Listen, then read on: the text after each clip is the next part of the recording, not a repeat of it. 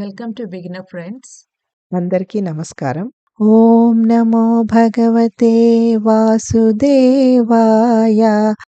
ఓం నమో భగవతే వాసుదేవాయ.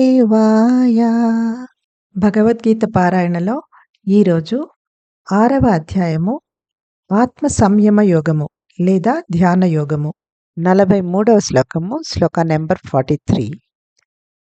తత్ర తం బుద్ధి సంయోగం లభతే పౌర్వదేహికం యతతే చ తతో భూయః సంసిద్ధౌ కురు నందన.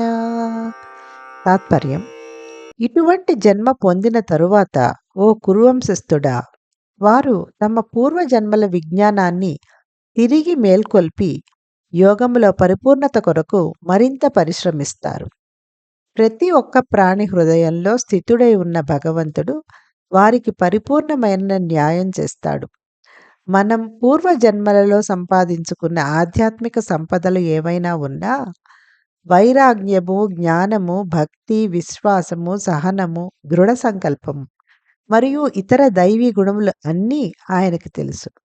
కాబట్టి సరైన సమయంలో మన పూర్వజన్మల పరిశ్రమ ఫలితాన్ని ఆయా సంపాదన అనుగుణంగా తిరిగి ఇస్తాడు మరియు మన ఆధ్యాత్మికతను లోనుండి తిరిగి పెంపొందిస్తాడు.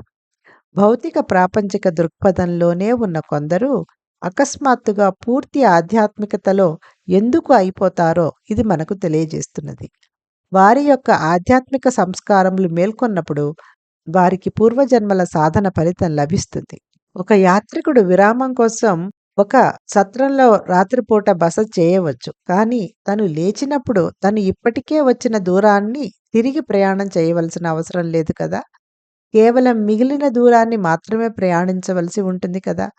అదేవిధంగా భగవంతుని కృప వలన పూర్వజన్మలలో తమ ప్రయాణాన్ని ఎక్కడ ఆపామో అక్కడి నుండి పురోగమించటానికి తాను ఇంతకు క్రితమే సాధించుకున్న ఆధ్యాత్మిక సంపత్తిని వ్యక్తి నిద్రలేచినట్టుగా యోగి తిరుగు పొందుతాడు.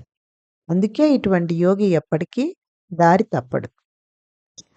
Meaning of the shloka is: on taking such a birth or descendant of Gurus, they reawaken the wisdom of their previous lives and strive even harder toward perfection in yoga. God, who is seated within the heart of every living being, is perfectly just. Whatever spiritual assets we had accumulated in the past life, detachment, wisdom, devotion, faith, tolerance, determination, etc., are known to Him. So, at the appropriate time, He gives us the fruits of our past efforts and enhances our spirituality from within, in accordance with our previous attainments. This explains why some people harboring materialistic views suddenly become deeply spiritual. When their spiritual sanskaras awaken, they get the benefit of their sadhana of previous lives.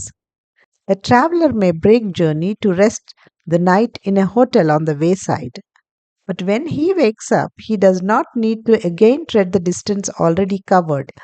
He simply moves ahead to cover the remaining distance. Likewise, by God's grace, the yogi of past lives receives the previous spiritual assets accumulated to be able to continue the journey where he had left off, like someone who has woken up from the sleep. That is why such a yogi never gets lost. ఓం నమో భగవతే వాసుదేవాయ.